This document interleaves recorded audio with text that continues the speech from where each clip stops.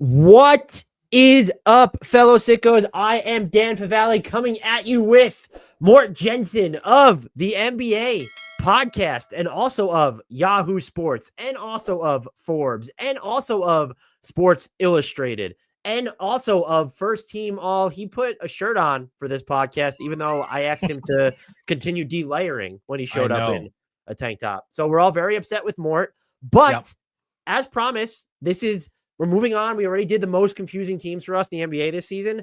Trade season is almost upon us, Mort. December 15th is the unofficial start of NBA trade season because a whole bunch of contracts that were signed over the offseason will be eligible to be moved.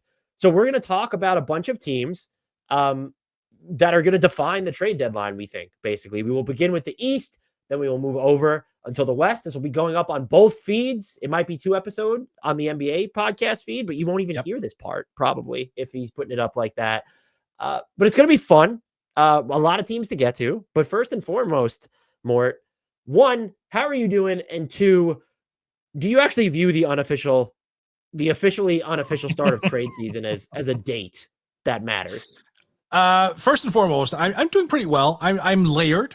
At the very least, I consider that a win for you, so you don't have to burn your eyeballs afterwards. Give the people on YouTube what they came for. Right. See, that's the thing, being on YouTube, because I will tell you this. I don't think I've ever told Brian this necessarily, but there was a summer day a couple years ago where it was so hot and we did not have cams on, where I just decided, screw it. And I recorded a 2-hour podcast buck ass naked. I did. Absolutely. Did you actually? Yes, I did. Absolutely. It was a heat wave in Copenhagen. I'm a big guy, as you know. You've met me. So I'm hot at any given point of the year because I'm so big and so large. But when it's with a heat wave, it gets unbearable. So I didn't tell him. I just decided, look, there are no cams on. So I'm just going to strip my ass down. And I sat there buck ass naked talking about whatever free agency news we had at that point in time. That's incredible. So you need to start the NBA podcast OnlyFans so that's the type of content that the people can expect behind the paywall. Yeah, absolutely. That's smart, actually. That's more of us should do that, just to basically branch out. An OnlyFans for basketball. I love it. The date. So answer your question, though. Yeah. You asked me a question that I forgot to answer. I do not view the December 15th as a date. It's a date. It's not a date. We always seem to get it matters just because 1, it makes building trades easier when that's part of your job. But 2, it does seem like when the rumors start to ramp up, and that's content for all of us. And then also, would you say it seems like we get at least one early trade per year? I think last year we had 2. Like, didn't OG and Siakam both get moved? And of course, I don't count the Harden thing. Like, that was a trade demand from the offseason that leaked into the regular season. But it feels like one time per year at least, we do get some sort of an early trade. But I think Bobby Marks has said this. It very rarely is on December 15th on the button because that would be wild if December 15th is a Sunday this year. So it's like, it just happens at midnight, and it's like these teams have been sitting on it, waiting for it, but we never get that. I would love that, though. That'd be fantastic because, look, we need more transaction news because free agency has become such a dud, and even the trade deadline occasionally is a little bit of a snooze fest. I've experienced this where on the Danish podcast that I do, where we've rented out, an entire court, and we've had tables and we're doing like live streams. We have multiple cams going on and like someone who's sitting there with OBS and doing everything, like equipment for $500,000 Danish kroners, which is like somewhere around $100,000 or whatever, like big major productions. And then we sit there for 3 hours and we talk and we analyze and we answer questions. And then we kind of look at each other at the 2-hour mark and we go, yeah, not a lot has happened. So we need something else. If we could make December 15th a date in all caps, I'd be all up for it. I would love that. Just give me all the slop. Not this year. Not when it falls on a Saturday night, basically. I don't care. I don't know what a Monday or Saturday or Sunday is anymore. I don't care about your time difference. No, I'm not talking about time difference. I'm talking about the fact that I'm doing this full time now. I don't have like I don't get up Monday morning and have to go to a job. I'm working like a Sunday might as well be a Tuesday for me. I don't care. But my point is that if it happens at the stroke of midnight my time on a Saturday night, that's Dan takes an edible and winds down time. Dan works, despite what people might think, I do work pretty hard. So basically 7 days. Yes, you do. Yes, you do. But on I would love to see Edible Dan start record a podcast. I don't think we've had calls for that. I've mentioned like what I'm like on edibles. No one's asked me to record a podcast on an edible yet. So if people want that, there you go. I'll go behind that NBA pod OnlyFans paywall. We need to do that. And it needs to be trade analysis specifically, where we go into like apron shit. Yeah, like salary cap calculations. Exactly. Yeah. Yes. Yeah. I would love that. Did Dan just make up a number? So the approach to this, we'll begin with the East. We're going to do 8 teams per conference. We will alternate picks. Is there any criteria you think needs to be laid out when we're kind of framing it as like, what are the teams you're just, because we have a mix of what we think are going to be sellers and buyers. We didn't skew this in that direction. I looked at it as personally just teams that will do something or most likely to do something between now and the trade deadline that could, 1, make a major difference to the competitive landscape, but also 2, I think might then dictate what other teams are doing or what's available out there. Yeah, I mean, you just answered your own question there. It's going to be which teams drive the trade deadline wagon, more or less, like, or who could drive that wagon. Like, I don't care about teams that, like, for this specific podcast, I don't care about the Celtics. Like, yeah, they might make one trade in the margins where they ship out a second and some dude and get another dude in who's not going to see the floor. It's not going to move the needle. It's not going to matter. We're going to be talking. Yeah. I don't want to get into the Celtics, but wouldn't it be so just fucking wild if they said, hey, here, Jaden Springer's making $4 million. We're going to trade him in a first-round pick. Who's the best player that like we could get within that salary range? And it's like a good player on a rookie scale that they can then extend. It would just be, I don't expect them to do that, but like, I think we underestimate how comfy a spot the Celtics financially. We can get to the aprons at some point, whatever, but they're so good and they still just have all these assets that if they really wanted to do something, they could. But yes, to your point, sorry, Celtics fans, you're the 11 of 10 no notes team. That's what happens. Right, exactly. There are just no notes team, and those teams are fine. Like, fans of those teams should be very happy to be no notes team. No fans. This is, I'll save it for the Western Conference pod, a team that was excluded. Another Eastern Conference team that'll be excluded. This will be the last spoiler. I do think it'd be cool if the Cavs could bring back like Larry Nance Jr. if they can figure out a way to get to the money for Dorian Finney-Smith. That is also, to this point, Max Strus is about to return and they're playing at like a 70-win pace. This is not a team that needs to fuck with anybody right now. Oh, you are spoiling a column that I've got coming up for Yahoo. You are spoiling it, sir. So be quiet about Max Strus. And I know you said I was going to pick first, but you are the guest on this show. Well, that's right. I'm this time. So you should pick first. So if we're talking about a team that could really drive like trade deadline, it's got to be the Bulls. Now, the thing is, though, you and I agree they're more likely not to do anything because it's the Bulls. But if we're looking at the assets that they have, if we're looking at the contracts they have to shell out, if we're looking at the fact that they're also below the tax line by a significant number and can thus absorb more money, making it easier for second apron teams to get off deals, this team could absolutely own the 2025 February 6th trade deadline if they wanted to. In terms of Kobe White, Ayo Dosunmu, and I realize some people are like, whoa, hold on, Mart. Did you just mention Kobe White as a trade asset or as a trade candidate? Hell yes, I did, because there's a 140% extension limit that goes into effect. Are we sure that Kobe White is like fully on board with the Chicago Bulls experience? Maybe, but they would have to risk him going into unrestricted free agency to even retain him. So the fact that they could risk losing him for nothing means that they should at least consider being proactive and ship him out. And the same goes for Ayo Dosunmu, who's also overplaying his contract at this point.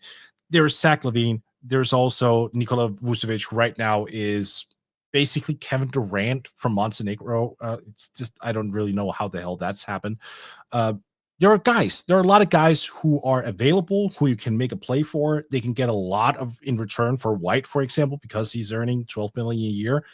I That's think if this two team, first-round picks at minimum, I would think, right? right? Oh One of them is yeah, probably not a great first-round pick, but you're getting 2 first-round picks and either yep, another pick or a player in that. yep, yep. I mean, look, this is the thing. They would have to commit to that. They would have to commit to saying, look, let's hit the big red ass rebuild button, a button they've been afraid to hit for years. So I don't necessarily think they're gonna. There's also the fact that Billy Donovan apparently is very much against rebuilding, and they just signed him to a contract extension this summer, meaning odds of them actually going into a full-on rebuild are probably slim. But if they were to do the right thing, they would probably be the team that everyone should look for at the trade deadline. The only addendum I would make is that the fact that they're only $4.5 million away from the tax line, Mhm. I don't know how much they actually will help out other teams, since we know they're definitely not going to pay the tax. And I wonder if, because based on the latest reporting from Brian Windhorst, he said that there's like nothing doing on the Zach LaVine trade front. He's Right. making quite a bit of money, but it seems to intimate that no one's meeting the Bulls' asking price. What puts them in an interesting situation is I do think they have players that other teams want, but I think when you look at Vooch and the way he's playing, yes, there'll be teams that want him. I don't think you get a first round pick for Vooch. I'd be Nope. shocked. And if you're Agreed. expecting more than a first round pick for Zach LaVine, I personally think that Zach LaVine is very valuable. And there are a litany of teams that I think should trade for him. The money be damned. But I also just, relative to what his value is and the unknowns about how can he contribute to an actual winning squad, like if you're the Bulls, for them to actually define the trade, they might define the trade deadline by doing nothing. Because if you're the Bulls, Yeah. the right move would be, let's just move off these players, really Right. lean into steer into our lottery. Like fine. If you want to keep Kobe White, I would move him. That's me personally. I Yep. understand why Same. they want someone in there. But when it comes to LaVine and Vooch and like they've never been a team that's just, we're going to move this player because they don't have a ton of value. We'll get whatever we can from him and we're going to move on. They've always just, they've pearl clutched or they've short circuited to where Yep. if I asked you, what is more likely? The Bulls trade for a first round pick at the trade deadline, or they make some type of addition. I'm not going to say they'll give up a first round pick because that would be franchise malpractice, but they make some type of addition to the team without acquiring a first round pick. Right. Honestly, what do you think is more likely? Oh no, it's for sure. The second part, and I don't even look that you're saying it would be franchise malpractice to give up first. I agree with you, but I don't even think that door is closed. You could make the argument that they gave up a first round pick by not even taking a pick back in the Caruso Josh Giddey trade right there. So like again, they are awful negotiators. I cannot stress this enough. They are awful negotiators. Even when we go back to the trade deadline in 2021 when they got Vooch, remember what they gave up. They gave up Wendell Carter Jr., the former 7th overall selection. They gave up what ultimately was Franz Wagner and Jet Howard. So basically 3 lotto picks for Vooch, and they took on the contract of Al Farouq Amino because why not? Yeah, right? Why not? It was so again, they're extremely poor negotiators. So I agree with you that they're probably looking to upgrade because they want to be competitive, which is hilarious in and of itself. But we're working off the prism, Dan, that you and I know better. So that's why we're leaning into, and for the Bulls specifically, I think we do. That's why we should lean into like, let's imagine if they were actually smart. Very quickly, do you think that they'll end up moving one or both of? If I set the over under at 0.5 of LaVine and Vooch being traded, are you taking the over or the under on that? So either they're going to trade at least one of them or trade none of them. Yeah. So the pessimistic side says under because again, they might look at Vooch. Like Vooch is the one. I don't think Zach LaVine is necessarily on the go because of the contract. Like I think we can isolate it to Vooch. For me, the question is how do the Bulls view him? I know we've seen Brian Windhorst say that, the Vooch is also, they're taking calls on him and whatnot, but there's a non-zero chance that Arturas Karnisovas and Mark Eversley also looks at the current production and goes, well, what if this is the new norm? What if this is him moving forward? What if this is the guy we're going to get? Where they just dream themselves into some false sense of security with him, and they just decide, no, he's too good to get moved. Whereas right now is the time to pull the trigger. Even if you basically do not get anything in return but a expiring contract, you should. That's the way you get off that deal. Just take on an expiring contract. It's fine. That's a win. And then you give Jalen Smith, I guess, the starting nod at center the rest of the season. I wouldn't hate that either way. But no, I wouldn't even be surprised if they were decided to be buyers and they used Lonzo Ball's expiring contract to like be buyers. They should be using that to be sellers too. Like, hey, we'll Yes, take back. Is there any money that teams don't want out there? Yep. They should. And that's what we're discussing. Like, you and our perspective and our mission on this pod is to identify what they should do, what teams should do. I don't necessarily think the Bulls are going to agree. I do have one question for you, sir, which I think is pretty interesting. So we know that Josh Giddey's not an NBA starter. Like, the Bulls keep starting him, which fine. But I do think it's reasonable to wonder if he could be a solid, like, sixth man or bench creator. Like, it's not like he's not an NBA player. Mm-hmm. Should the Bulls at this point, instead of having to go into all the restricted free agency nonsense this summer, should they be open to moving off Josh Giddey? Yeah, they should. I just, even if you think Josh Giddey is someone capable of driving winning, the Bulls aren't in a position to start winning anytime soon. Right. And so why are you the team that's going to pay him? And yes, you'll take a bath when you actually move him. It's, you ended up trading Alex Caruso for 3 seconds or something. It's better than paying Josh Giddey. We see this all the time. We saw it with the Bulls this past summer. Where was Patrick Williams' market that he got a 5-year deal with a player option? So, and we've seen it with other, like Obi Toppin in Indiana. Just like, where was the market for him? So teams always, these players, they're not bad. I don't mean to say that, but these players that wouldn't have a market, I feel like these teams don't, especially in restricted free agency, which has been dormant for at least 2 or 3 years. There were no offer sheets given out this year from rival teams. Last year, I think it was that wasn't the DeAndre Ayton year. That was the Jazz and B-Ball Paul year, and that was it. So we know the Bulls aren't going to play their leverage. And that's not even a Bulls thing. That's an entire NBA franchise thing. Yep. They're probably not going to squeeze Josh Giddey. And so why do you want to, if he ends up getting Patrick Williams money or something, they're just not in a position when that makes any sense for them, especially if you view Kobe White to me as a cornerstone. I understand he could play off ball, but you have Josh Giddey and Kobe White. Is it like those are your bedrocks? Like, what are you doing? Yeah, agreed. There isn't a single player on this roster that I look at and go, oh yeah, untouchable. Like, at all. Like, the closest Zealous is probably exactly the one that I would bolt down. And that was the one guy I would bring up. Like, that's the toughest. Yes. My turn to pick. I'm going to go with. Let's go with the Nets here. And Mark Stein just reported that they want a first-round pick for Dennis Schroeder and/or Dorian Finney-Smith. I don't know if they maybe a bad first-round pick. I don't know if they get a first-round pick, like for one of those guys. Like, are you taking back worse money? Maybe that helps. But like a first-round pick for 2 guys that could be on expiring contracts. Dennis Schroeder is going to be a free agent. DFS has a player option. And as of right now, I think he'd probably decline it and go for a longer deal, even if it's at less annual value, because he's shooting the hell out of the ball this season. But we do know, contrary to the Bulls, the Nets are going to do something, especially because they reacquired the control of their next 2 draft picks. And as things currently stand, they're not bad enough. They're like 10th in half court offensive efficiency. Dennis Schroeder, he's cooled off, but is still having a career year. Before Cam Thomas was injured, I know he's sort of a divisive player, but he was playing offense in like kind of a more scalable way than ever. He was making threes. Cam Johnson's been fantastic for them this year. They don't have to move him, but his shot making has been pretty great. And then like DFS is having basically a career year from 3 while still playing like the same kind of sound. Oh, we can plug that guy into either forward spot and it will work. I have confidence the Nets are they're going to wheel and deal.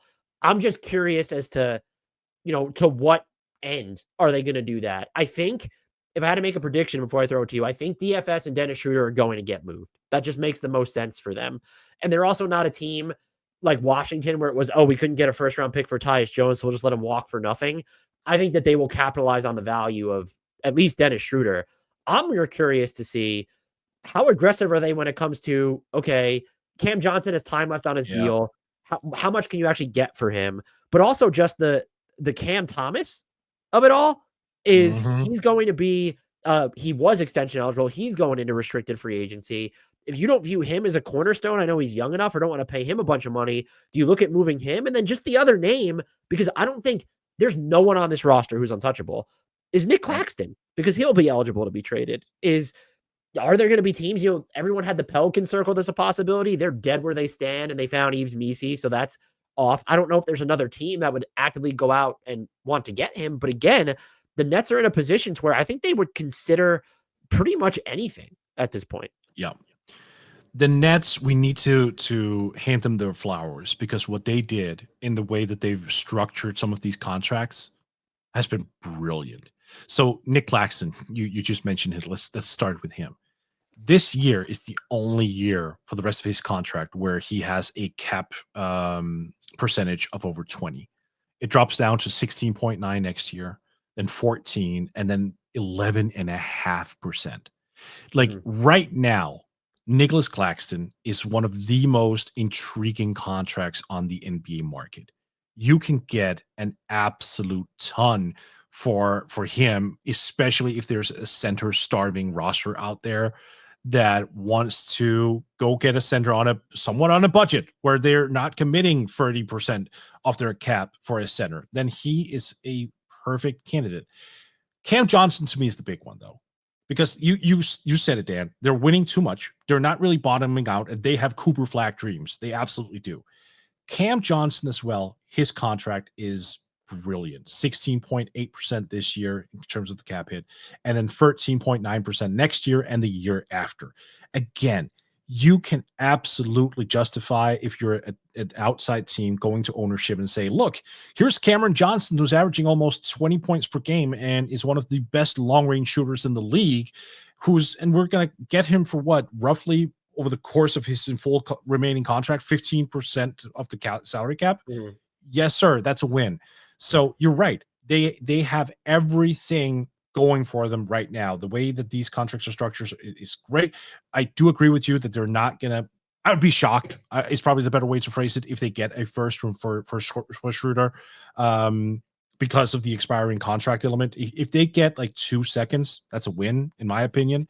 And if they do get a first, I would imagine they're taking back. Like, let's just use the Lakers as an example. Right. If they're getting a first for even Dorian Finney-Smith and or Dennis Schroeder, it's, well, we had to eat contract X as part of that. But that's also in play. They could do that. That's the beauty of it. I mean, this team, they have so many exciting possibilities to me. That is the team that I have circled as being the most interesting in that sense. I don't think they can drive the trade deadline as well as a motivated Bulls team could, but they're definitely the most exciting East team to watch.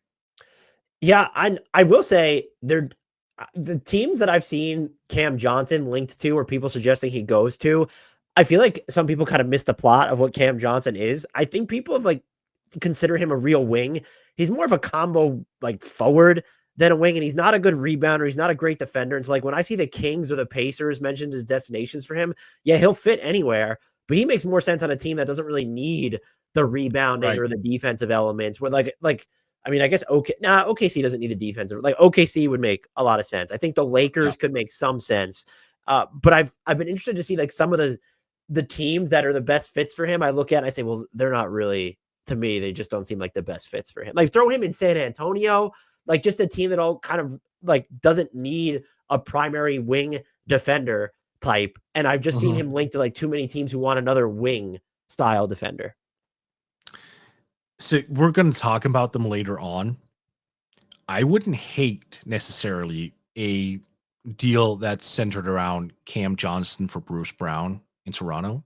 Now, the question is what the rest of the deal would look like, but there's something interesting there about adding a guy like him to a team that already has multiple wings who can handle the ball, who can pass.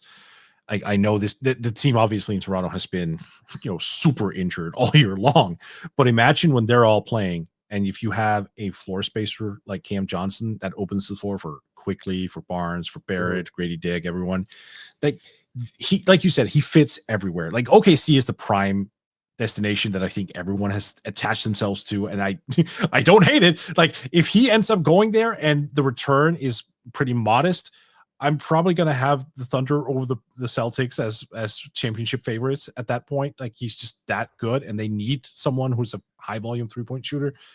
It's just, God, I envy the situation that they're in, Brooklyn. Just for them to get out of like all the max deals and Ben coming off the books. It's super interesting. All right. Well, see, I don't want to steal your New York Knicks. So instead, spoil the entire podcast before we even get to all the teams. No, I'm gonna go with the Heat because and look, that is where I am a news whore because it just came out that they're open to trading Jimmy Butler, so we have to talk about that. So this is interesting, right? Because usually when you have guys who are like on the superstar bubble, you usually get those trades in the summer. It seems like the Heat are ready to make a deadline trade here for Jimmy, which is interesting.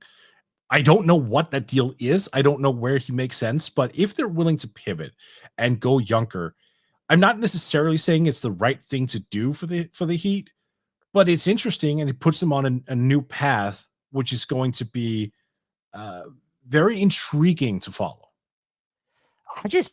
I find the timing of this so odd because they've been top 10 in offense and defense the past month. They have that new starting five that is just killing people. And like, this is when that comes out. I think it's a matter of, it's not that it's a revelation, but it's just kind of a reconcile moment for them because they're looking at Jimmy and saying, oh, he's age, what is he, 35? And he has that player option for over 50 million. Even if he declines it, he's going to want like this longer multi-year deal. And do we even want to get into him for, if it's over 2 years, for 40 million a pop or whatever it is? Like, is that what they're reconciling? Like, the timing is just interesting because the Heat seem like, as constructed, they're on better footing than they were. And I personally do not see the pathway where they're viewing it as, well, if we get rid of Jimmy, we can still kind of replicate 75 to 80% of what we're doing with who's ever inbound. And you're also dealing with his salary so massive, and the Heat, when you look at their financial situation, like, no, this isn't a team. They're not in to the second apron, but they are very close. They're $14.4 million over the luxury tax. And so they're not taking in more money than they're sending out. So you have to find Jimmy a destination that can take him in and has the ability to take on more money, which I think is why people are, Houston's been the one that's popped up a ton. But if you do the Golden State Warriors as a Jimmy Butler destination, it feels like that's going to have to be like a 3 or 4 team machination type trade. So like, the Heat have more flexibility on the trade market than I'm sort of crediting there, but the margins they're working with are pretty slim. And so the timing, and just with that, if you were going to make this call, why not make it over the offseason? His value would have been objectively higher then, just because you have a full season to go through Jimmy Butler on your team and evaluate him. This whole thing just feels weird, but I agree with you. He could, if he gets moved, he's going to be the biggest name to be moved. I don't think we're going to get like even if Brandon Ingram's moved, that's not going to be the bigger name. We're not going to get like a surprise LaMelo Ball trade. At least I don't think so. I understand why they're going to define. This whole thing just doesn't. We just did them as one of our most confusing teams. This confuses the shit out of me. Yeah, it does. I mean, look, I get it. I think the reason that they do it now is because they probably heard some rumblings. That's my guess, because like you said, he does have a player option going into next season. Maybe he's told them pretty low key that, I'm not at a lock to pick up that player option. Like, I might decline it. And we know with Jimmy that it's not always financially driven. Sometimes he's a spontaneous type of guy. Like, he could decline that player option and just go, hey, look, I'm 35. I'm going to go into my age 36 season. I've earned a ton of money over the course of my career. Now I'm going to go for the ring somewhere else. And if that's the case, then I understand why Miami is like not panicking, but rushing things a little bit. I'm going to ask you then a twofold question. But what is the first one? What's the best Jimmy Butler trade destination? And do not say the Rockets. I'm not going to say the Rockets because I am not. Forget. Yeah. Can we just remove the age thing from the equation? I'm not actually trolling anyone who said they'd like to see him there. The defense would be harrowing, and they do need a primary offensive force. But I am begging, if the Rockets do anything between now and 2030, just let it be to add shooting. I beg you. Right. So, I mean, look, I know that this is a populist answer in terms of the Warriors, but like, god damn, the collective IQ of Steph, Draymond, and Jimmy on the same team would be fantastic. And I think Steve Kerr appreciates that level of basketball knowledge to a perverse degree. I think that is probably the destination that makes the most sense. We also know that Jimmy wants to be coached harder. He's been saying that throughout his career, and he got Fred Hoiberg fired because of it. Steve Kerr, I think, is right up his alley as a head coach. So that would be an interesting situation. He was open to also Dallas. I don't see like that. They have no pathway to getting Jimmy Butler. Like it would have to be Kyrie or something where it's just like, no. What's tough about, I actually agree with Golden State just because as we record this, Mort, the Warriors are 90th. They're in the 90th percentile of offensive efficiency with Steph on the court and the 4th percentile without him on the court. And so to have anybody that could just initiate things during during Steph's breathers on the bench, what I think gets complicated with them is you want to surround, do you have enough spacing after the trade to optimize Jimmy Butler? Because Andrew Wiggins has to go out as primary salary and part of any of that deal. And then so, okay, you'll probably still be able to finagle and keep Buddy Hield. You can include D'Anthony Melton's salary because he's done for the year. At the same time, in theory, he would have been optimal as someone who can actually space the floor around this new look. But the Warriors have always made with their core lineups, even if the spacing's not great, they figure out a way to do it. But that would be interesting with them. It's just, okay, well, what does the matching money here look like? Yeah, so it'd have to be Wiggins, Melton, Gary Payton, and then it'll have to be a bunch of mins. Or Kuminga. Like, I think that would be able to get Kuminga, yeah. And that, by the way, that's the other question here. And is there any other destinations we should do you think the Lakers given any consideration? If they put any of their 2 distant first round picks on the table, Miami needs to pounce at that. Take on whatever money they're asking you for. I'm not necessarily in love with a Davis, LeBron, Jimmy spacing element, though. That is no, you shouldn't be. Right. That's going to be rough. It's interesting. You know what would be a fun team? And they would never do this. This just runs counter their entire DNA. And I honestly, for them to get to the money, it's basically anyone but their 2 best players. Like everyone but their 2 best players going out. But Jimmy in Indiana would be wild. Him, Siakam, Halliburton. Yeah. I could see that. And it's a small market. Like they will have to, if they have to get better, it'll have to be through trade because like they're not necessarily a strong free agent destination. Oh, the pressure would be on them though. Like it feels so bad. They would still have no bigs because I assume that you're going to need. Well, I mean, you have Toppin. I guess if you throw Neesmith in there, you have Mathurin. Well, that's not going to be enough to get you to Butler's money though. So you're probably getting rid of Turner too. But you're also feeling bad because you're not really getting Tyrese Halliburton at his best this year for a variety of factors. So and Jimmy's so old. Maybe we'll save it. Or do we need to close? I was going to ask you because I'm going to pick the Pacers next. So spoiler alert there. All right. But how many first round picks the equivalent? If I say 1.5 first round picks for Jimmy Butler or the equivalent, if you include a prospect, is Miami getting more or less than that? No. That has to be right on the money. That area, like 1 to 2, because he's got a player option. He can leave technically, and he's 35. And he's 35. So no, you're absolutely not breaking the bank. But for Miami, you have to get something in return that's substantial. Still, like you can't just have a 2004 superstar trade like where the Raptors gave up Vince Carter for virtually nothing. Yeah. Like those days are over. You have to get something for Jimmy at this point, but like you're not going to get a Rudy Gobert package. That will be if Miami gets a Rudy Gobert package for Jimmy Butler, the Bulls are on the other side of that trade. Exactly. I'm just going to award them winners of the trade deadline, and I'm just going to buy them, some sort of present. That's because they'll be deserving of it. Is there any other Jimmy Butler teams that you like? Imagine a Kawhi for Jimmy swap. There'd have to be more moving parts there, but that'd be fun. Jimmy back to the Bulls for Zach LaVine, and they got traded for each other back in 2017. That would be fun. The Bulls would be in for that. I'm telling you that they would love that. He's not. The Spurs aren't a Jimmy team, right?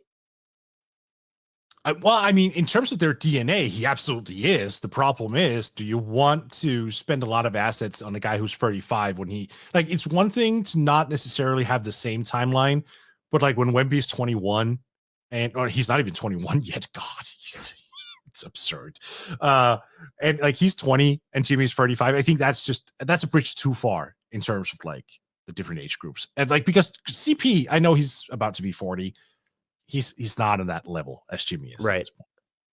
I think that's that's the other thing is that Jimmy Butler is really good, but I can't just rattle off a bunch of teams that would go. I did think the outgoing money would be weird, but like if you don't have to give up Ricochet or Dyson Daniels or Trae Young, like do you look at making a Jimmy Butler trade work in Atlanta? Oh, that'd be fun. Oh, if Mikal Bridges was earning more money. Oh no. No, I don't want the 35. That would be a disaster. Even if you could parlay Mikal Bridges straight up into Jimmy Butler, you've now traded 80 first-round picks for the next 2 or 3 years of Jimmy Butler. Yeah.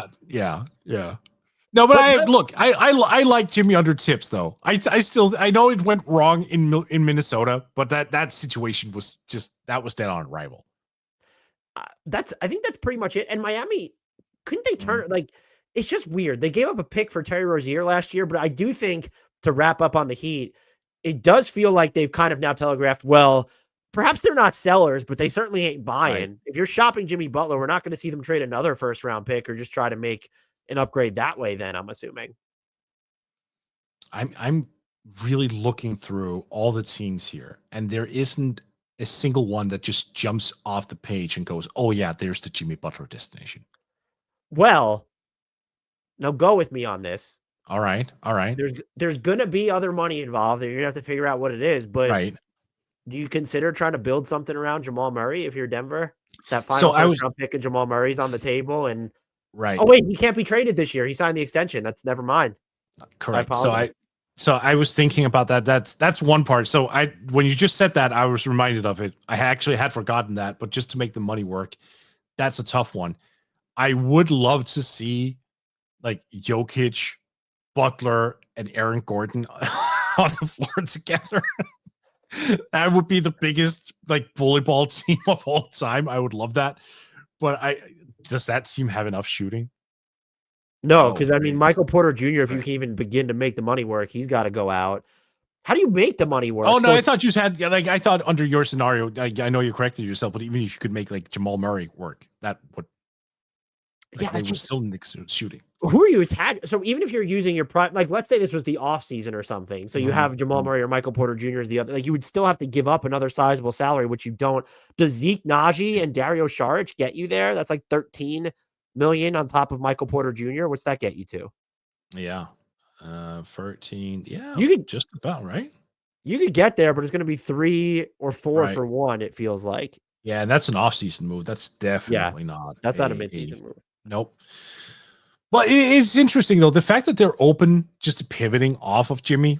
I mean, that's going to give us at least a lot of content going up to the trade deadline. Like, I love the fact that this has come out because, like, in February, when I'm going to be sitting in that basketball court doing my live trade deadline thing, I'm absolutely going to reference this. We're going to have at least 25 minutes of content just based off of this rumor. So thank you, Miami. My next team is going to be the Indiana Pacers, who almost made our list of the most confusing teams, but I just think that the spot they're in is kind of almost predictable because what you said before about you're not getting the best version of Tyrese Halliburton, I really do agree with you, but I also think that the Pacers have, if they haven't caused this, they've almost enabled it by trying to have him adjust too much to the environment around him rather than the other way around. And I understand that changes to the speed, the cadence, and the way that you play with Siakam needs to be made. I don't need to see Tyrese Halliburton changing who he is so that Benedict Mathurin can work more effectively. And you dig into you watch it, you see it. His off-ball usage is just up compared to last year. And by the way, last year, for half of the season, the off-ball usage was up already because of the Buddy Hield trade. And they were trying to use him in that capacity. And to have the off-ball usage go up again, and then his true usage, which is usage that's going to factor in the playmaking, the potential assists, that is also mega down. Like, what is just, I feel like they've just deviated too far away from the entire thing that got them to a point where they felt like they needed to trade for Pascal Siakam.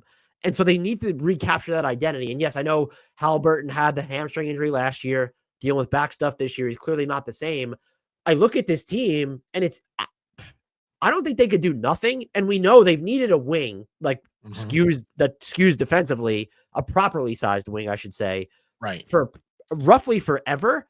And I also don't know, like, you're not good enough right now to say, well, let me go give up future draft equity or Jarvis Walker or Benedict Mathurin to go get a wing. And the final thing I'll say is what also makes them interesting is even if they're willing to do something, I think when you look at hypothetical trades, or even if you look at the trades that actually happen, I believe, not all, but I think that some Pacers fans will be in a rude awakening for the disconnect that exists between just the equity that you have theoretically invested in Mathurin and Jarvis Walker because of where they were drafted and their actual value around the league. Because if you offer, Jarvis Walker as the primary compensation for Dorian Finney-Smith, I think the Nets would probably say yes.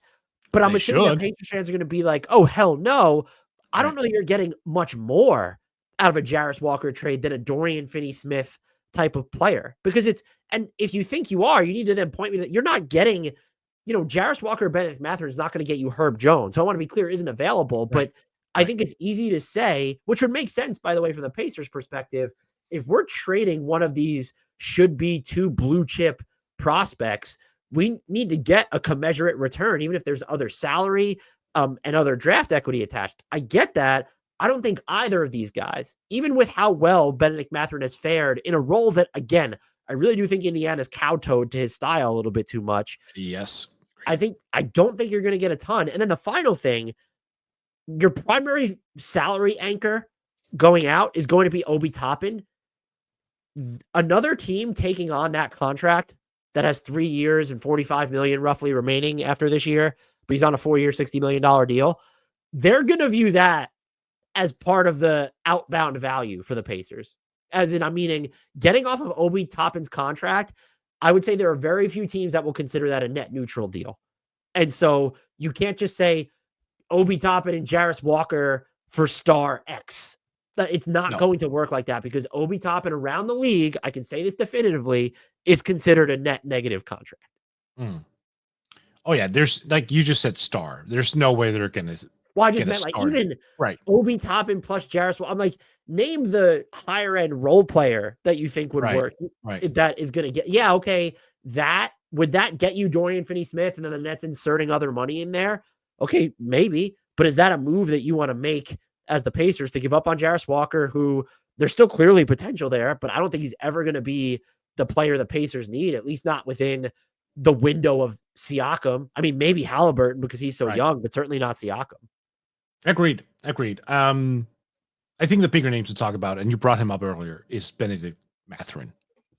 I wonder if they should sell now. Like, again, it depends on how the teams around the league view him. I wouldn't be surprised if opinions are pretty split, despite the fact that he's, sporting a lot of good raw numbers and decent efficiency, because it does, to your point, feel like the Pacers have kind of skewed his way. And this is the maximum production level they've gotten out of him. Seems a little bit curious. So if they were smart, the Pacers, sometimes they are, sometimes they're not. I would definitely feel calls for Mathurin to see if I could find a team out there that is just like, whoa, you're shopping Ben? All right, we're on. Basically how the Bulls acted when the Thunder called them up for Josh Giddey. It's just what's fascinating though is, and the East is forgiving. And so when you're 9th or 10th in the East, that really just means that you're like 5 losses out of home court advantage. Right. But are the Pacers going to, because they're not a franchise that like the Siakam trade, I think they got great value out of that because the picks they gave up were just kind of meh. And they didn't even have to give up Nembhard in that deal.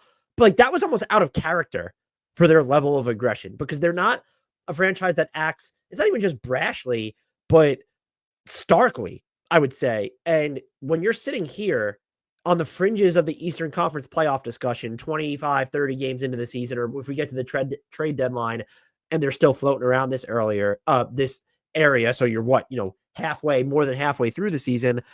Are you going to be emboldened to make any of these calls? Not just, we need to go out and get someone who could maybe be part of our closing lineup or be one of our top 6 players or whatever. Do you even look at, are we going to see what we can get for Bennedict Mathurin then? They're in such a fascinating position because to this point, they have not been good enough to decide to say, well, we're like one medium-sized trade away from really doing something this year. Right. But that's what the trade deadline is for, honestly, to figure out how teams view themselves. And that's how we judge them afterwards. Like, if the Pacers believe that they're a move away, good on them. I would argue there are several, just as you would. So if this could be a start of that process, maybe they use the trade deadline to say, okay, look, we're 3 steps away from really getting into the thick of things. Let's see if we can get step 1 out of the way. The question is, what is that first step? Is that getting off the Obi Toppin contract? Is that utilizing Bennedict Mathurin's season to optimize the trade return? Is it shopping Andrew Nembhard? Like, I don't think so, but like, just to use an example, I don't know what that first step is. That roster is a weird mix. It's pretty difficult to actually, to me at least, isolate trade value basically between everyone, obviously not including Siakam and Halliburton. Like, if you ask me right now, what is Miles Turner's trade value around the league? I couldn't give you a definitive answer. I couldn't sit here and say, oh, well, it's in the ballpark on average and 1.5 first-round draft picks. I have no idea because these players, almost all of them, are so specific in their skill set that I think every single team out there grades them extremely differently. My prediction would be they're going to end up being the team that doesn't do anything too seismic, and they'll try to capitalize. Let's use the Heat as an example. If you're trading Jimmy Butler, I also assume that means that you're willing to trade Haywood Highsmith. And so then the Pacers come in and scoop up someone like that to kind of bolster their wing ranks. And that feels like their trajectory for this team, but they are capable and arguably have the incentive to aim or do so much more. I mean, yeah, I wouldn't disagree with that. The question just is, what? Are you ready to pick your next team? I am. Let's go with the Wizards, sir, because there's a Kyle Kuzma. There's a Jordan Poole who's actually playing pretty well. Why not? There's a Malcolm Brogdon. There's a Jonas Valanciunas. And yeah, I would argue that, look, if you're going to Bobcats, and by that I mean finish dead last in offense and defense, that's fine for where you are. But you better do so by heavily featuring all your youngsters. And to this point, among all their regular rotation players, Malcolm Brogdon, Jonas Valanciunas, Kyle Kuzma, and Jordan Poole all have the highest true usage rates on the team.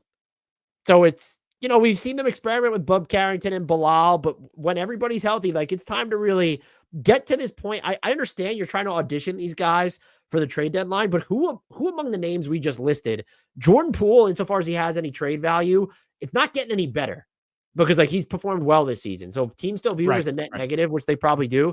His trade value is not going up. Kyle Kuzma's trade value has only gone down. Yeah, I would argue this year. And then Malcolm Brogdon, even if he's having the best stretch of his career, he's always just going to be this checkered health bill to a lot of teams. And so I do think, though, based off what the front office has done in Washington overall, yes, we saw them hold on to Tyus Jones, not move him last year.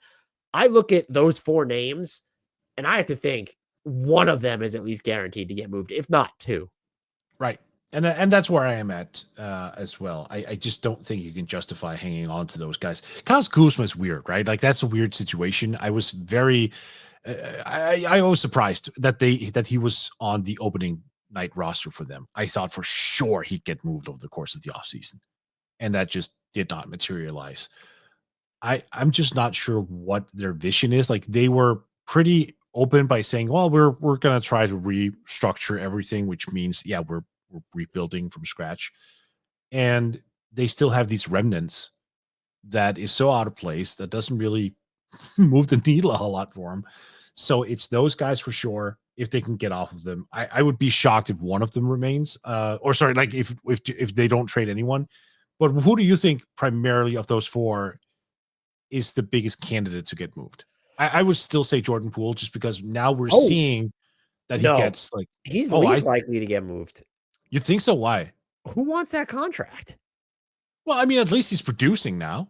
He didn't last Okay, but year. we have other evidence of what happens when he's not producing. Sure, but it only takes one team to buy into this, though. It takes one team, but so Mort, after this year, he's got 2 years and like I know. 68 million left on his deal. Yep. I would be shocked if he gets traded. I mean, look, I think Jordan Poole or Jamal Murray, who would you rather have? Let's go. No, I'm just oh, that's rough. That is rough. I'm gonna go Jamal just because I'm not that pessimistic. Look, the thing is that it's because I don't hold that high an opinion of every front office out there. Like we have too many historic examples of teams buying into a guy having, a hot first half of the year and going, oh my God, this is it. We found our guy. So that's basically the premise I built it on. The fact that someone's going to be swayed by, oh, he's hitting 41% of his threes on 8 attempts per game. He's scoring 20. He's averaging 5 assists.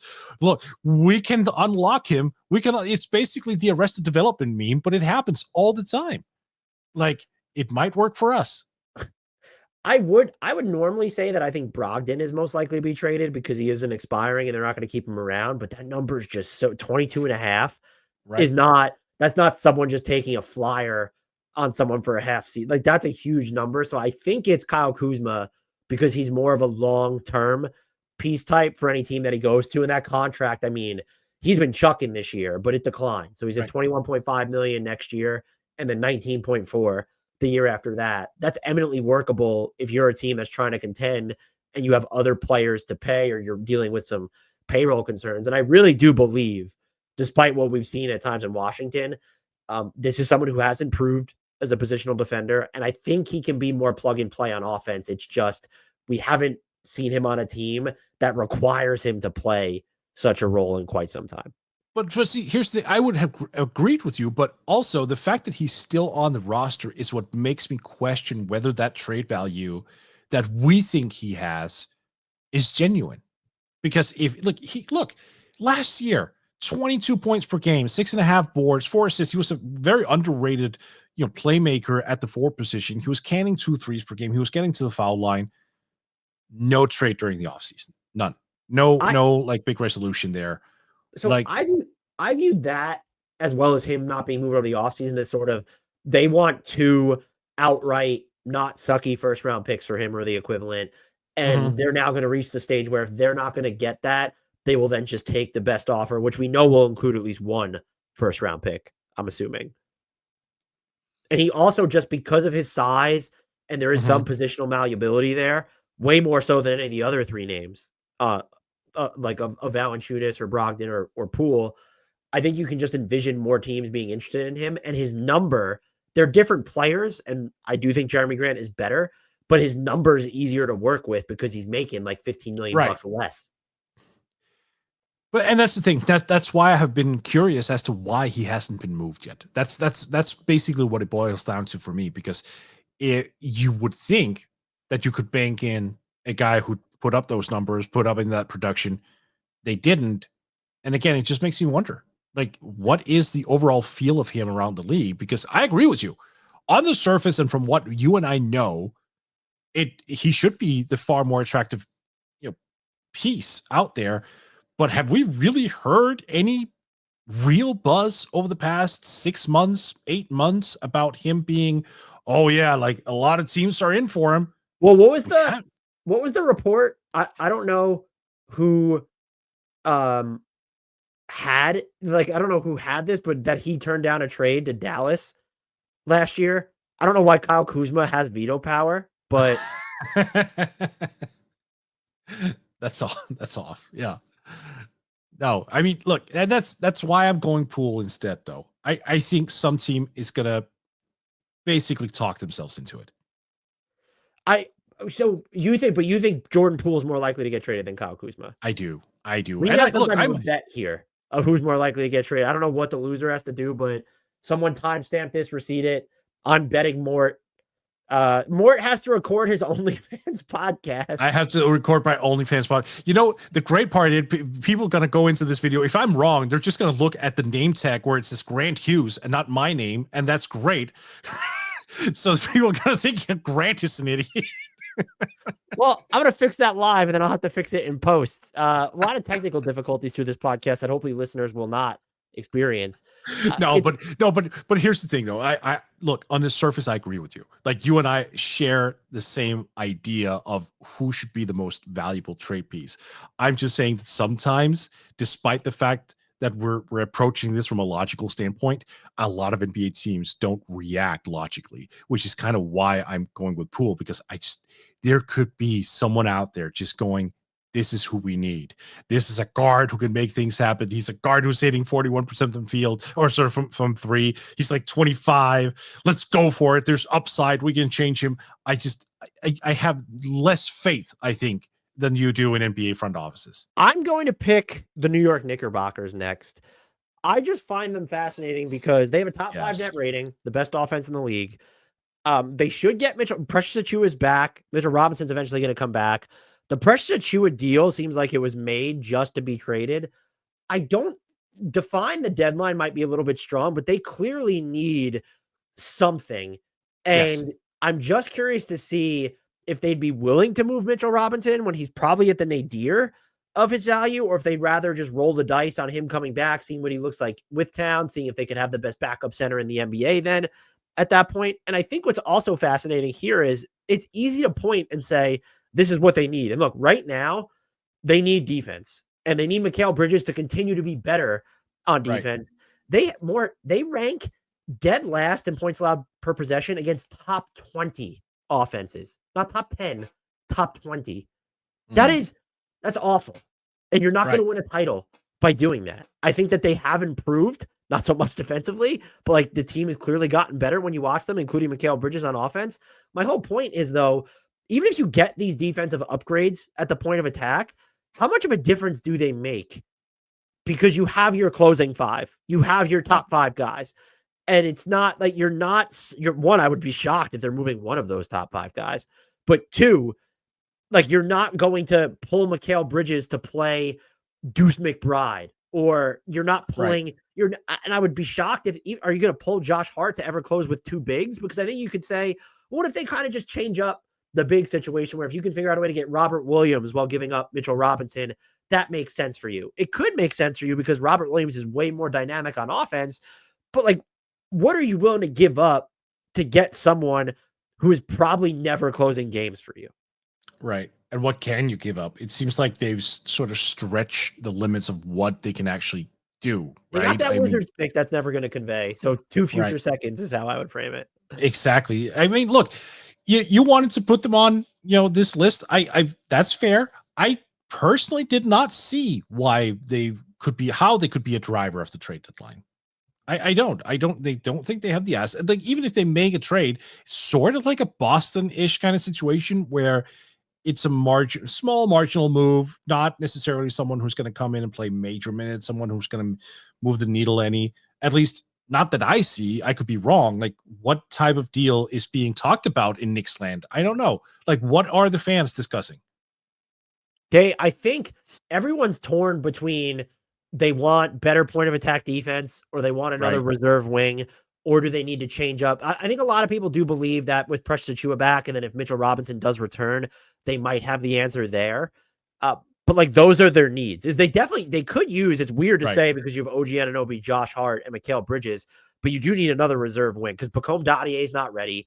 Precious Achiuwa is not really a wing. He's pretty malleable on the defensive end. And by the way, this also has to be looked through the prism of, you don't want to compromise your 5-out spacing model. You're going to do that if you play with 2 bigs, but you're not going to be playing with 2 bigs for like 25 minutes a game, I would imagine. But it's everything to me needs to be viewed. I mean, you could look at it and say, okay, well, has Mikal Bridges and even Karl-Anthony Towns done enough to say you don't need another, like a backup point, like playmaker upgrade over Cameron Payne and Tyler Kolek, who Cameron Payne's been good for just the number he's been brought in at, but do you want Cameron Payne playing in the postseason at all?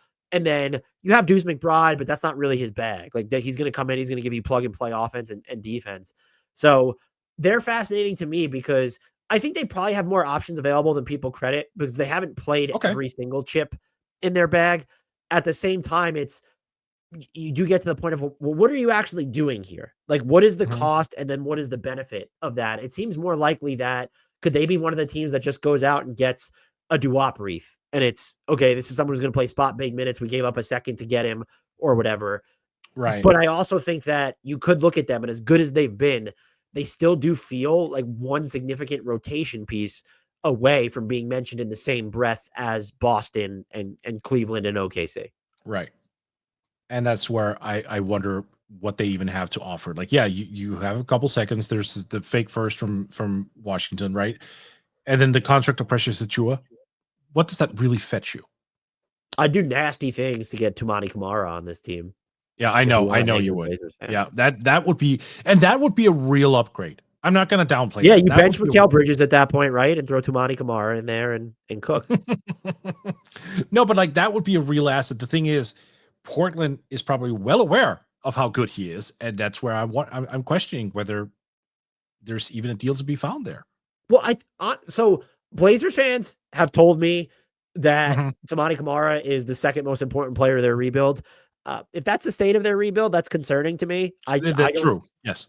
But with that being said, I don't think they should move him. But I do think that even if you could get him for what it's going to cost you, if you're the Knicks, if the plan is not, if he's not even going to be a closing lineup option, because politically speaking, are you ever going to pull Josh Hart or Mikal Bridges or Jalen Brunson? Like, if you need defense, like, who are you pulling to close with whatever player? Don't even view it through Toumani Camara.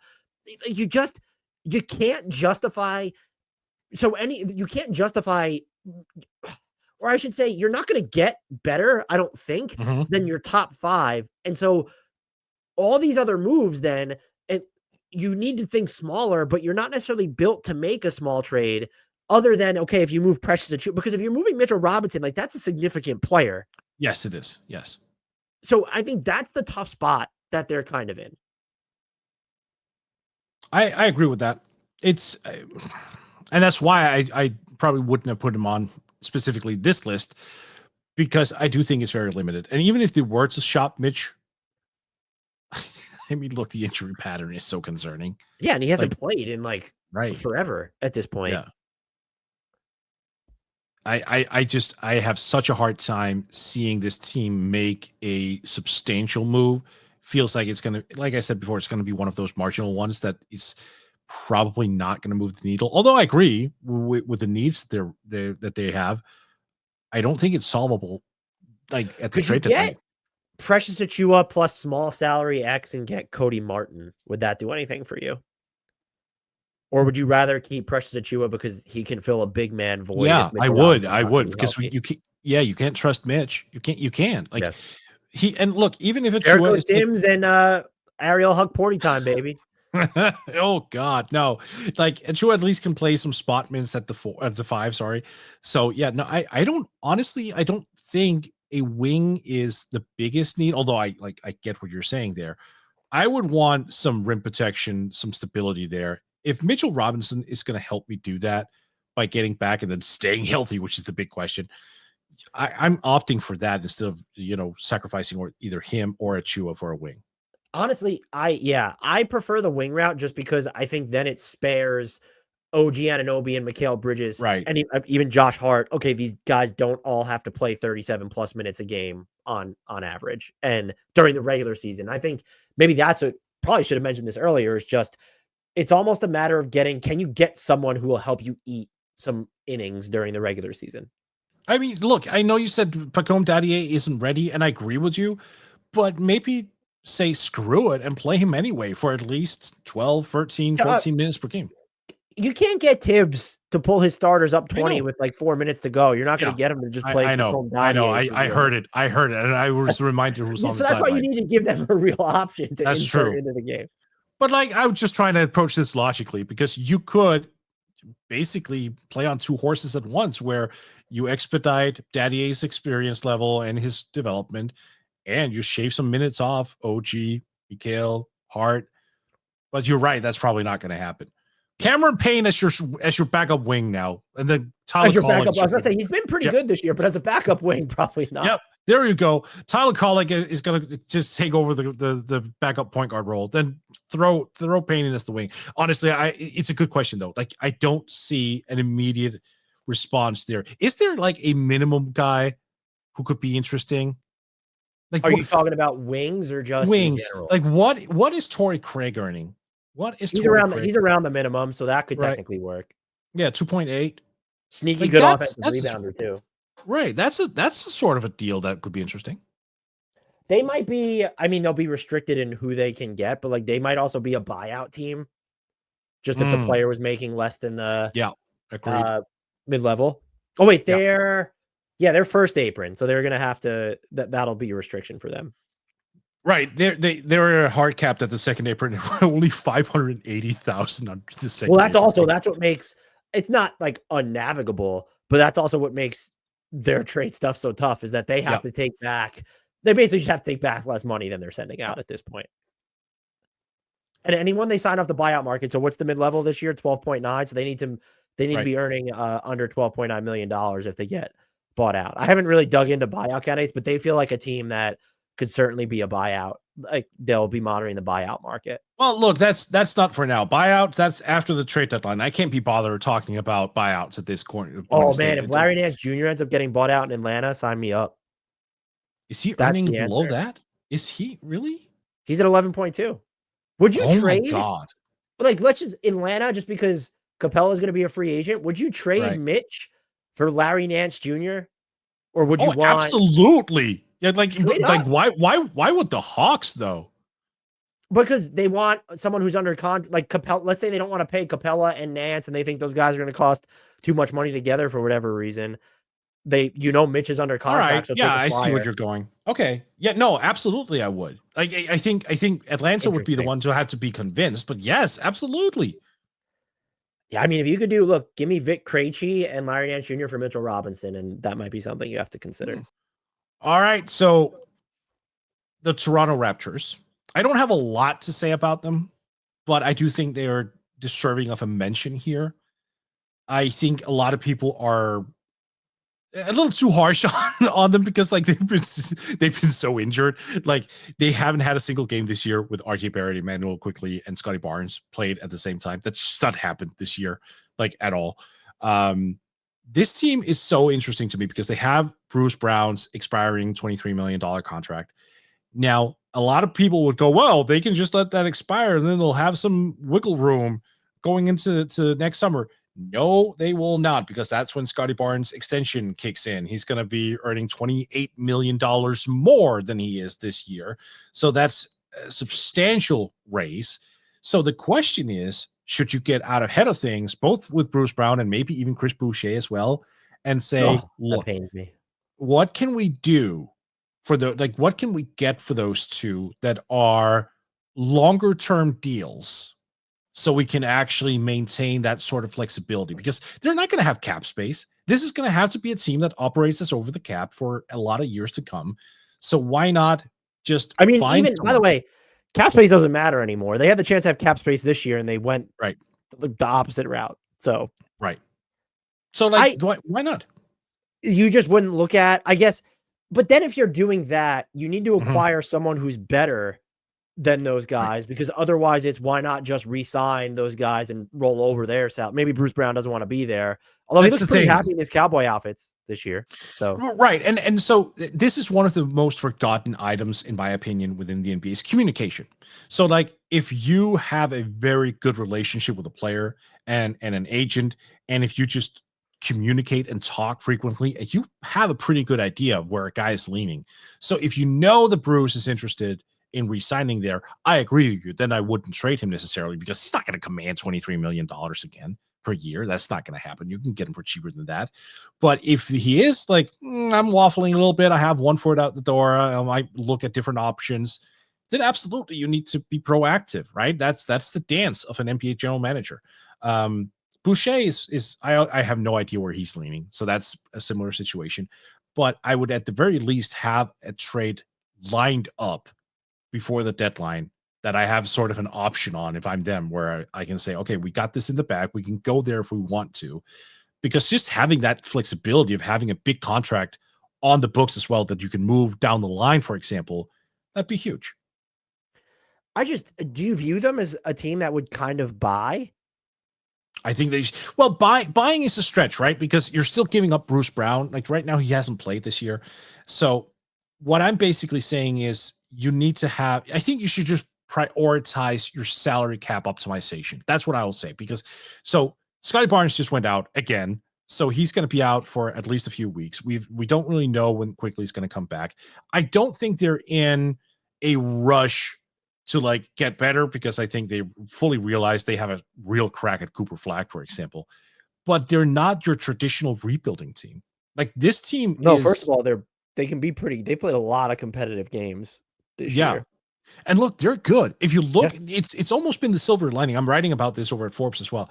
Like there's a silver lining here by having those guys on the bench. Grady Dick and Jakob Pertl have both blown up. They've been fantastic. Like right now, if everyone were healthy, including Bruce Brown, you have a set starting 5 and a set 6-man, and that should be a pretty interesting 6-man like core right there. But that just hasn't materialized. Now you're going into next year, possibly without Bruce Brown, but you could be adding, I don't know, a Dylan Harper, a Ace Bailey, a Cooper Flag, even who like if they end up with a high pick, they could get like a real difference maker. So I want to preface that by basically saying, okay, before we get into that summer, Bruce Brown salary slot, we need to replace that with someone else. Is that considered buying? Perhaps not. I just look at it as salary cap optimization. I guess it's just, I agree with the premise.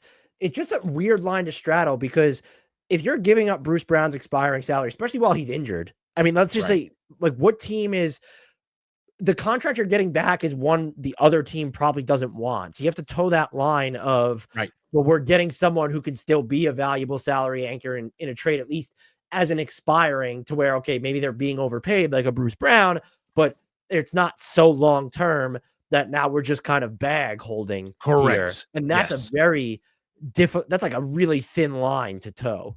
It is absolutely. And that is why I'm not earning millions to sit in the front office, because that is the job of those guys to figure that out.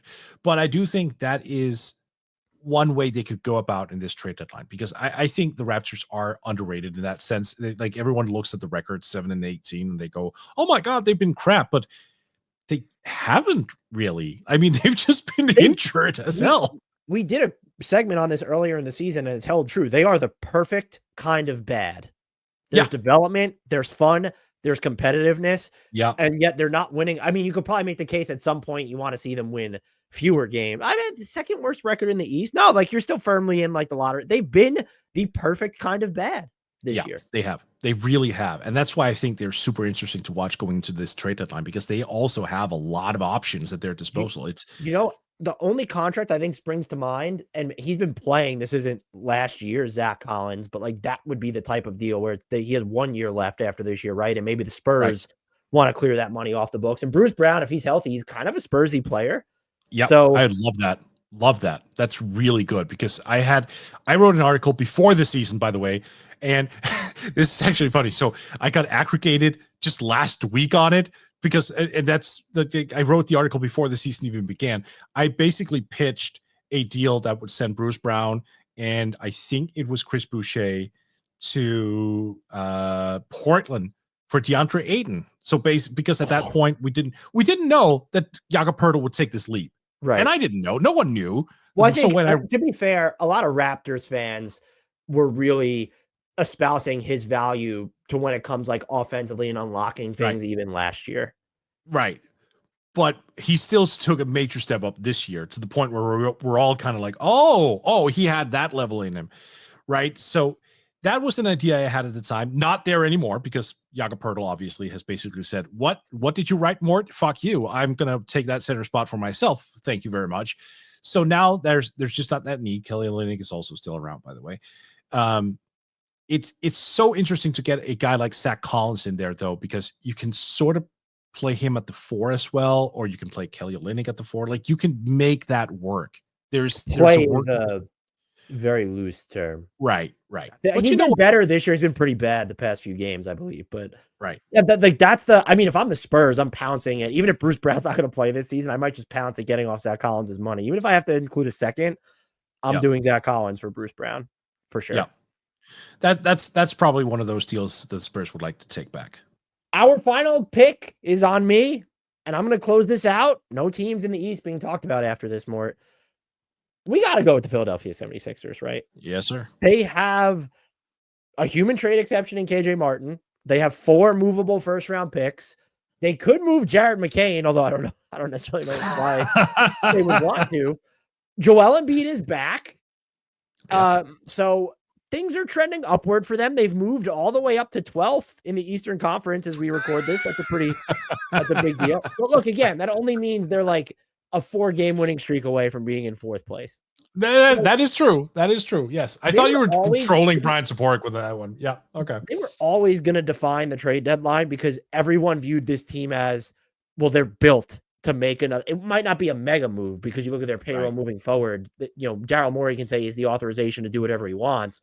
But I don't think that they're going to go for someone who makes a ton of money, even though, look, they could step ladder their way there and get to some pretty splashy names.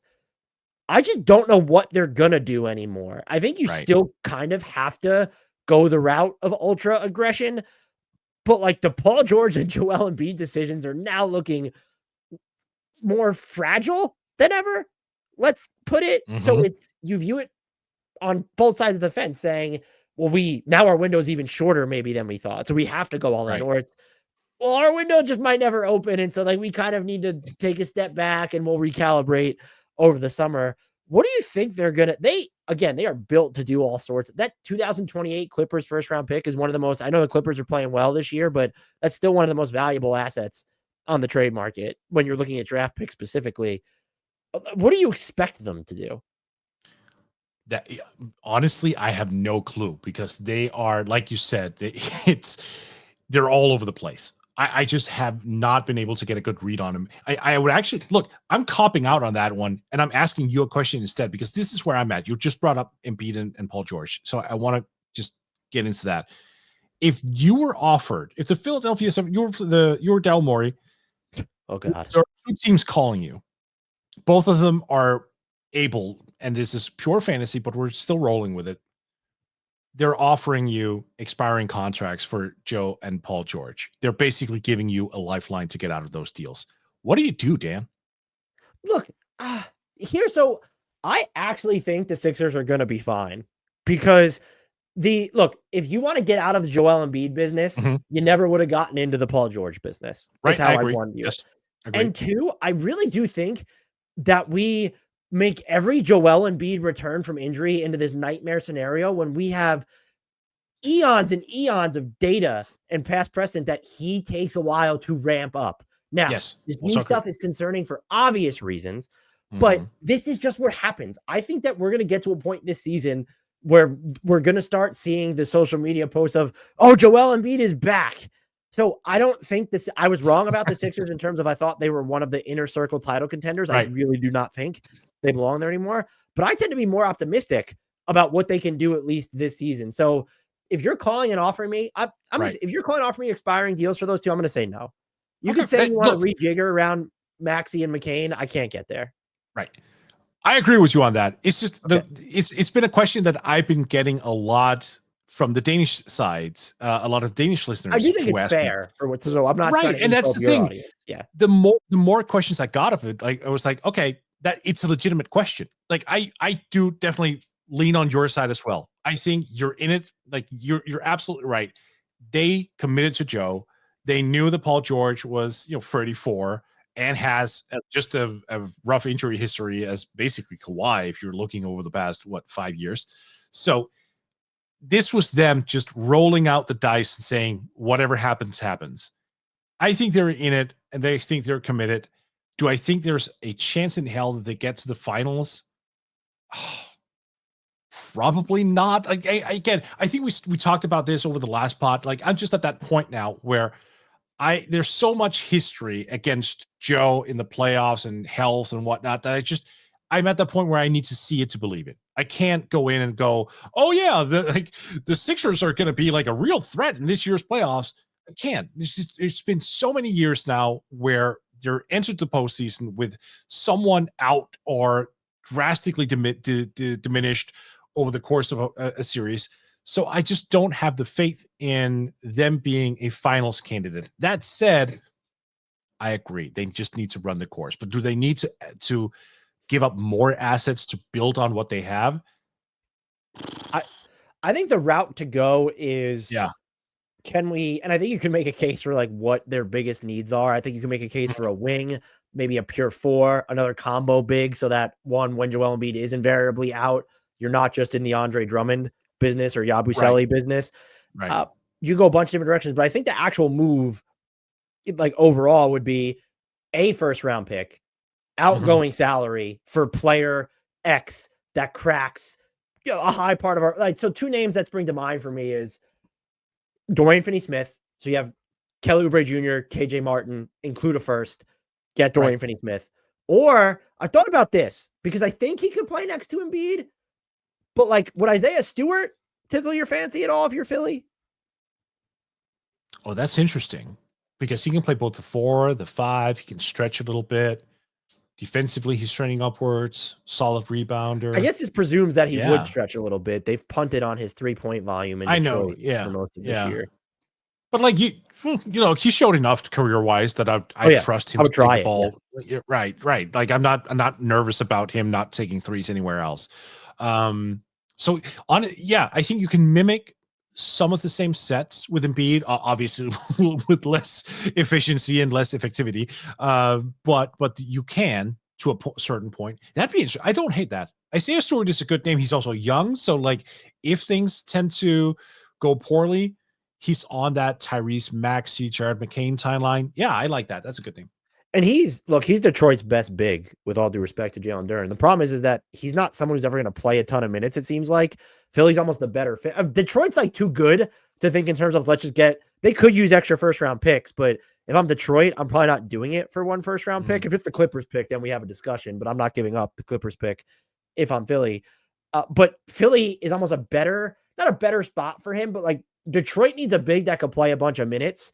And it doesn't seem like Jalen Duren or Isaiah Stewart are ever going to do more than kind of split that share. And in Philly, it's okay, well, you don't need Isaiah Stewart to play a ton of minutes. So are the Sixers driving the trade deadline at all? Or are they more along the lines of the Knicks that we had before? Where I think they're drivers, because I think if you're sellers who have like any sort of wing or combo forward, maybe even like a guard with size, you were probably hoping that Philly's asset stash was going to be something on which you could capitalize. And now they've added, I think at the beginning of the season, or at least over the offseason, you definitely said they are going to make a move or two, and they're going to trade multiple first-round picks to do it.